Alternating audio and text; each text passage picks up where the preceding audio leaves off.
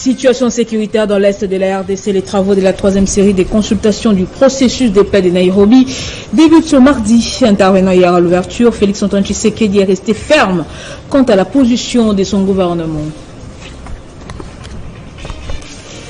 Économie, le prix de carburant est revu à la hausse selon les communiqués du gouvernement publiés ce lundi. Pour la zone ouest, le litre d'essence quitte de 2695 francs à 2855. Nous, jeunesse au Télé 5 ans, bienvenue à tous. Les délégués des groupes armés, ceux des communautés débutent ce mardi les travaux de la troisième série des consultations du processus de paix de Nairobi lancé lundi au Kenya, annonce la présidence congolaise. À l'ouverture, Félix-Antoine Tshisekedi, qui s'est exprimé en vidéoconférence, a rappelé la position de son gouvernement. Nous ne céderons ni au chantage, ni aux prétentions illusoires de ces terroristes sous manipulation étrangère.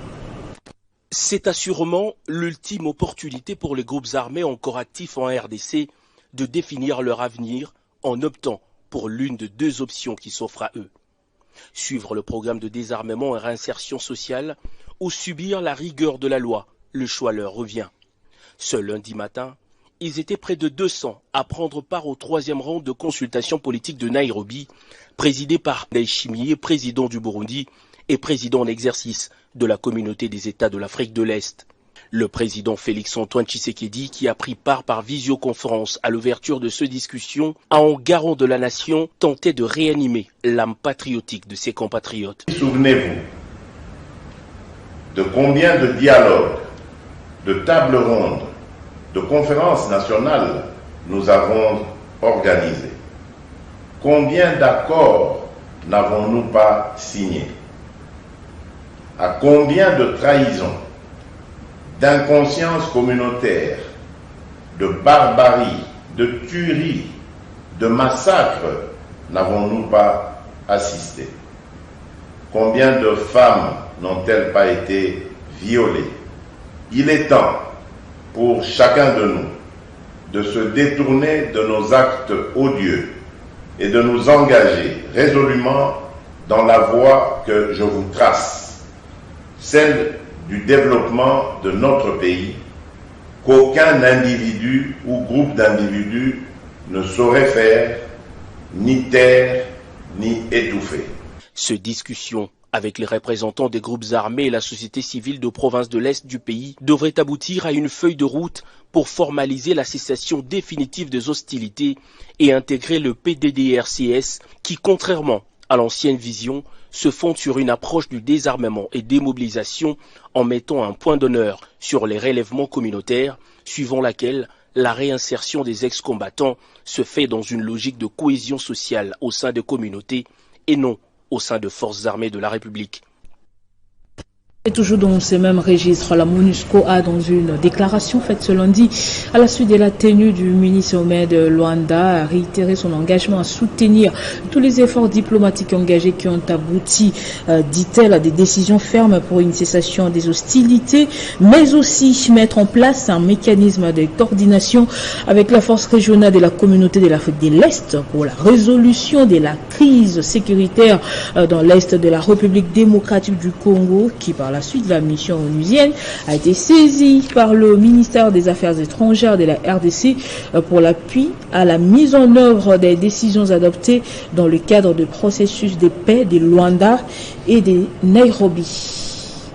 Je le disais au sommaire, les prix de carburant à la station viennent de bouger une nouvelle fois en République démocratique du Congo, selon un communiqué du ministère de l'économie nationale publié ce lundi 28 novembre 2022. Pour la zone ouest, le litre d'essence quitte de 2695 francs à 2855, alors que celui des gasoils revient à 2845, alors qu'avant il se vendait à 2685 francs. Constat sur le terrain avec nos reporters.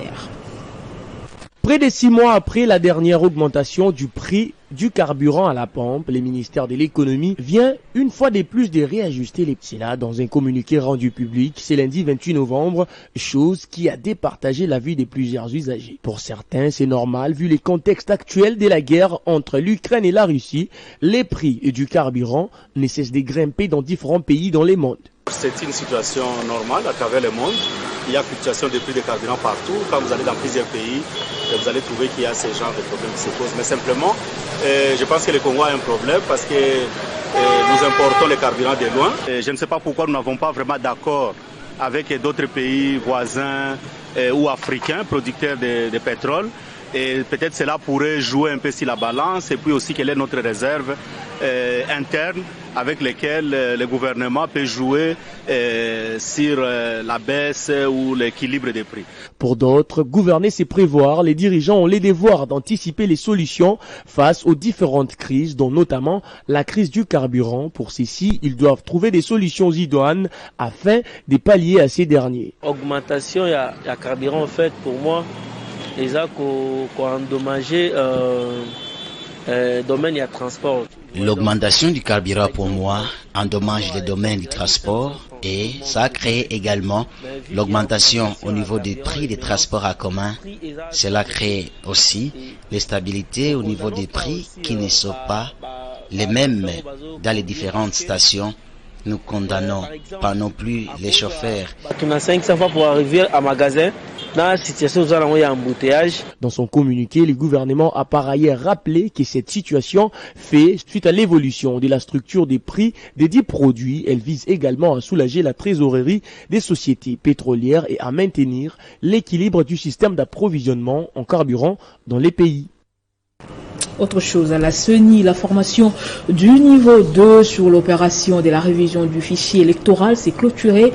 Au total, 206 personnels de cette institution sont suffisamment aguerris pour prendre en charge les niveaux 3 de la formation sur l'ensemble de la capitale. Intervenant au nom du président Denis Kadima, le rapporteur adjoint Paul Moyindo a souligné que l'objectif de cette formation a été atteint. Le rapporteur adjoint de la Commission électorale nationale indépendante, Paul Moyindo, a clôturé la formation des formateurs du niveau 2 sur l'opération de la révision du fichier électoral. 26 participants au total ont suivi cette session des formations de 7 jours sur l'actualisation du fichier électoral. Il s'agit notamment de 31 agents du secrétariat exécutif provincial de Kinshasa, dont les chefs d'antenne et les informaticiens, 21 candidats points focaux juristes, 4 membres du secrétariat exécutif provincial du Maïdombe et 150 candidats formateurs électoraux provinciaux. Dans son mot de clôture, le rapporteur adjoint de la CENI a souligné que l'objectif de cette formation a été atteint. La formation du niveau 2 vise essentiellement à capaciter, vous qui êtes les formateurs électoraux provinciaux, de plusieurs enseignements que vous devez également à votre tour aller redistribuer en faveur des formateurs électoraux territoriaux. Occasion pour Paul Moyindo de fixer les participants sur la suite de leurs responsabilités. Au terme de cette formation, les bénéficiaires vont assurer la formation du niveau 3 et superviser le niveau 4 sur toute l'étendue de la ville-province de Kinshasa. Et la Commission électorale nationale indépendante, justement, a publié le week-end dernier le calendrier électoral prévoyant la présidentielle en décembre 2023. Cependant, la classe politique est divisée, mais le parti politique en vol se dit prêt à affronter les élections, mais demande à la centrale électorale de faciliter la tâche aux différents animateurs et acteurs politiques engagés dans ce processus électoral. La classe politique congolaise ne cesse de se mouvoir après la publication du calendrier électoral par la Commission électorale nationale indépendante. Si pour les uns, ce calendrier est irréaliste, pour les autres, c'est un calendrier réaliste mais assorti de certains préalables. Pour le parti politique en vol du député national Délice Sanga, il se décide de s'engager dans le processus électoral en cours, mais tient tout de même la centrale électorale responsable de tout dérapage qui pourrait hypothéquer la tenue des élections dans les délais requis. Par ailleurs, le parti en vol dénonce des manipulations politiques dans la publication du calendrier électoral qui démontre le manque de volonté du pouvoir à organiser les élections dans les délais prescrits par la loi. Envol prend acte de la publication par la CENI du calendrier électoral en date du 26 février 2022 par lesquels la CENI s'engage à organiser les élections présidentielles, législatives, provinciales et locales en date du 20 décembre 2023.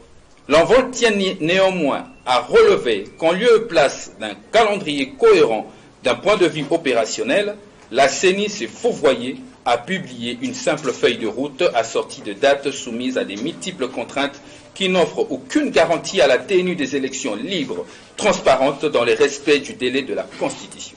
Selon Envol, la CENI serait incapable de rendre public les budgets qu'elle entrevoit pour l'organisation intégrale des opérations électorales. Et la CENI utilise le prétexte des élections locales dont elle sait que les prérequis tels que la définition des circonscriptions électorales au niveau des chefferies, des secteurs et de certaines villes n'ont pas été réglés pour compliquer davantage la tenue effective des élections de 2023. Le parti Envol invite l'ensemble de la classe politique et la société civile à engager sous la voie de la recherche des élections libres, démocratiques et transparentes, à sensibiliser la population dans le cadre de l'opération Téléméla Fraude pour que le peuple congolais ne se fasse pas de nouveau voler son droit sacré de se choisir librement ses dirigeants.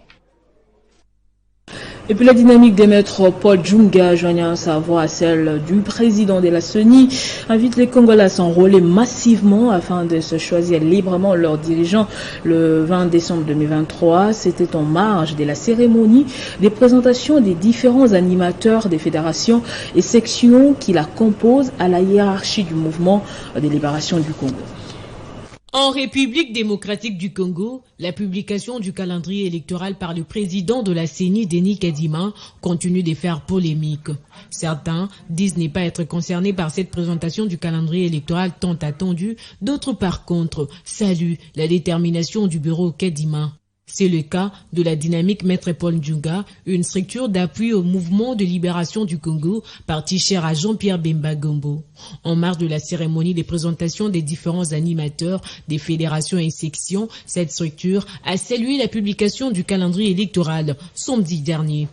Joignant sa voix à celle du président national du MLC, Maître Paul Djunga a invité des Congolais à s'enrôler massivement. Nous avons eu l'occasion de relayer le message du président national du MLC qui a invité la population congolaise à s'enrôler massivement en vue de s'approprier le processus électoral. Au sujet de l'agression rwandaise, Maître Paul Djunga appelle les jeunes à la mobilisation derrière les forces armées de la République démocratique du Congo. À la population congolaise et singulièrement à la jeunesse de s'enrôler massivement dans les forces armées congolaises au fait justement de défendre l'intégrité territoriale. Signalons que la cérémonie des présentations des différents animateurs des différentes fédérations et sections de la dynamique Maître Paul Djunga s'est déroulée en présence de plusieurs cadres du MLC.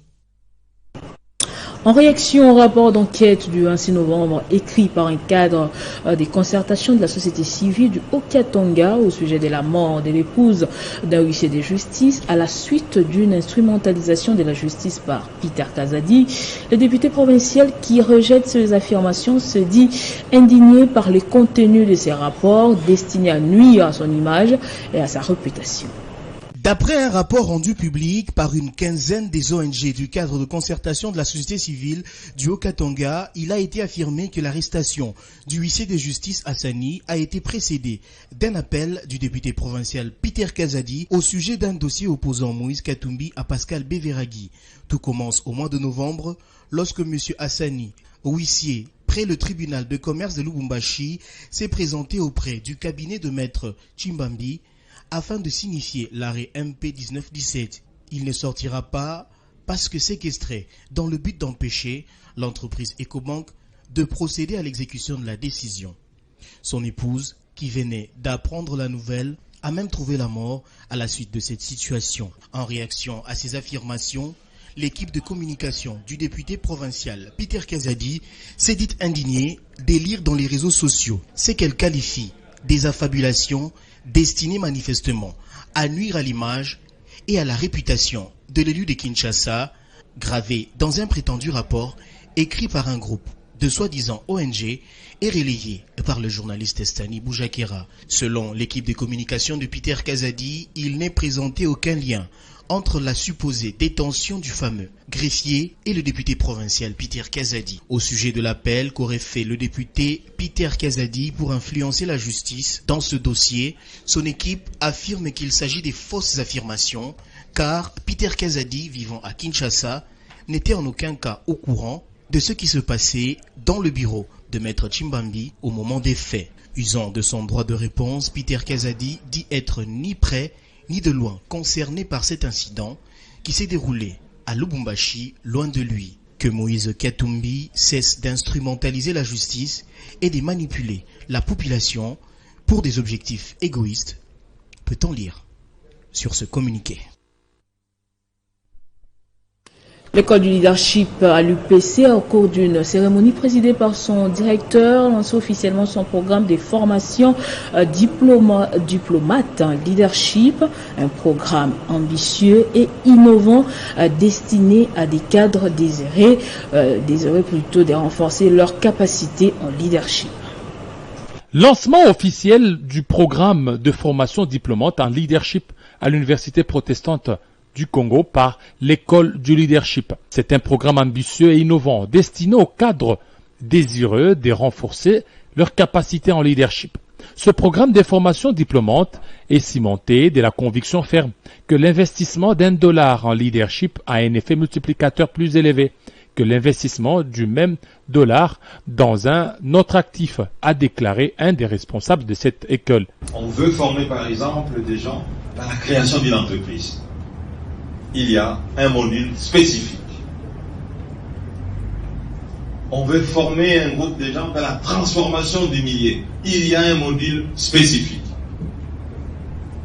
On veut former les gens dans la gestion du temps.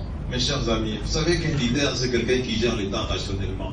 Après l'allocution du directeur de l'école, la formation a effectivement été lancée par le premier module, leadership axé sur les résultats. Ce module sera animé pendant 30 heures par le professeur Robert Nkwim, Bibi Bikam. Cette première cohorte est composée d'une vingtaine d'étudiants issus des différents secteurs d'activité, les secteurs publics, consultance politique et financiers. À direction le Haut-Katanga, le gouverneur Jacques Kabula a assisté à la cérémonie solennelle de la rentrée judiciaire 2022-2023 de la Cour d'appel de Lubumbashi ce lundi. L'importance des référés administratifs dans un état de droit, c'est le thème choisi pour cette nouvelle édition. Jean-Paul Kimouni pour plus de détails. La coutume a été respectée à la Cour d'appel du Haut-Katanga ce lundi 28 novembre 2022. L'audience solennelle marquant la rentrée judiciaire 2022-2023 a vécu dans la salle d'audience de la Cour d'appel. En présence du chef de l'exécutif provincial, Jacques Kabula Katwe, le vice-gouverneur Jean-Claude Confoy Kimimba et le ministre provincial de l'Intérieur ont tout aussi pris part à cette cérémonie.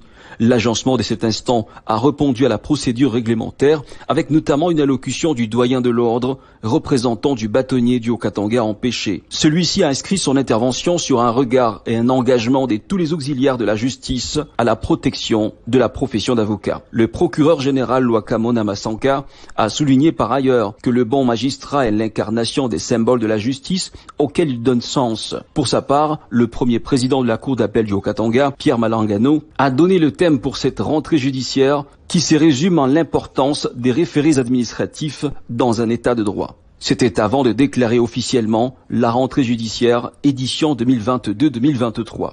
Excellences, Messieurs le gouverneur de la province du Haut-Katanga, soyez également remerciés pour avoir accepté d'assister personnellement à cette audience.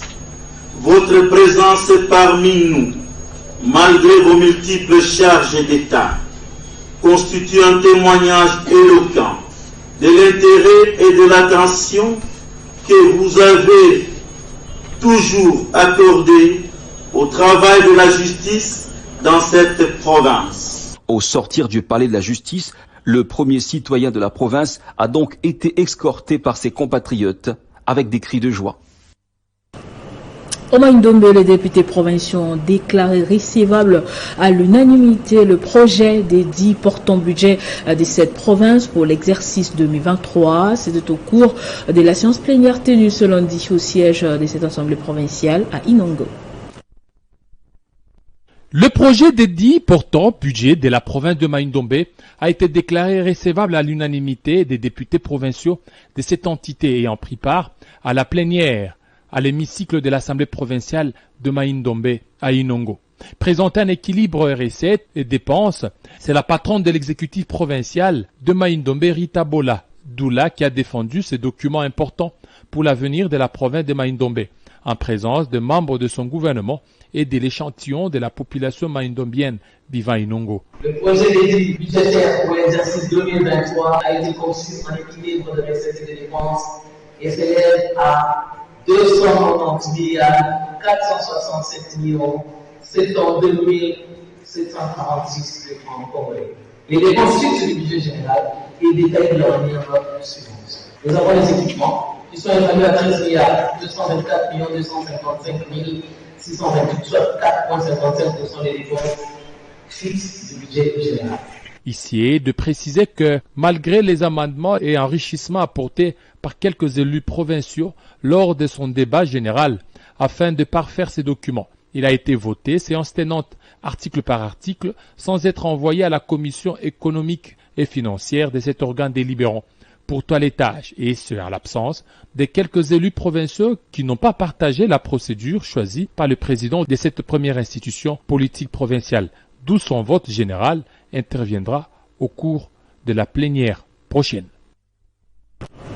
À l'autorité de régulation de la sous-traitance dans les secteurs privés, la remise et reprise est intervenue le week-end dernier entre les membres du conseil d'administration et ceux de la direction générale. Miguel Katem Kachal remplace Kalesh Kanda.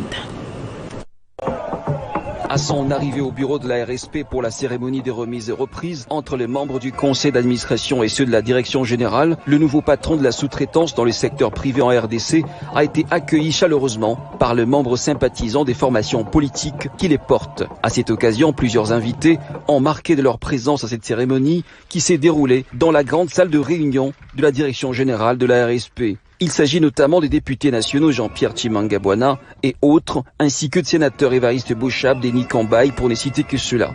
Après les mots des circonstances d'usage prononcés par les animateurs sortants et entrants au conseil d'administration, le clou de la cérémonie a été la passation de pouvoir avec la signature des procès-verbaux et la remise des signataires entre les directeurs généraux sortants Ahmed Kalesh Kanda et le nouveau directeur général entrant Miguel Katem Kachal. Le nouveau directeur général a d'entrée des jeux dans un ton magistral remercié le chef de l'État Félix Antoine Tshisekedi Tshilombo pour la confiance placée en sa personne avant d'annoncer le grand chantier qui s'ouvre désormais devant lui et qu'il compte parfaire avec le concours de tous les agents trouvés en fonction.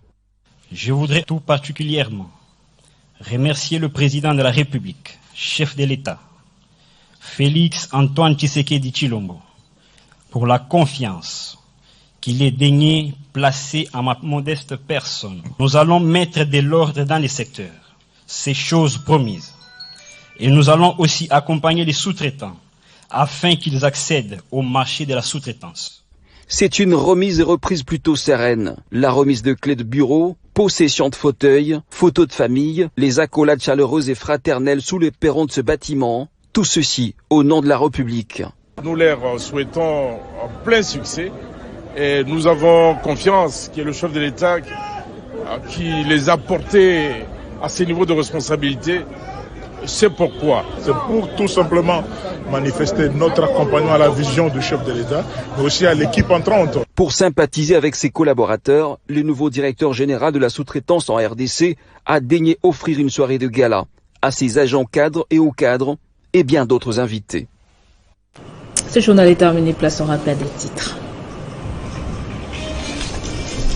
Situation sécuritaire dans l'est de la RDC, les travaux de la troisième série de consultations du processus de paix de Nairobi débutent ce mardi. Intervenant hier à l'ouverture, Félix Antoine Tshisekedi est resté ferme quant à la position de son gouvernement. Économie, les prix des carburants est revu à la hausse selon les communiqués du gouvernement publiés ce lundi. Pour la zone ouest, le litre d'essence quitte de 2695 francs à 2855. Merci de nous avoir suivis des partout. La formation reste en continu et en temps réel sur votre télévision.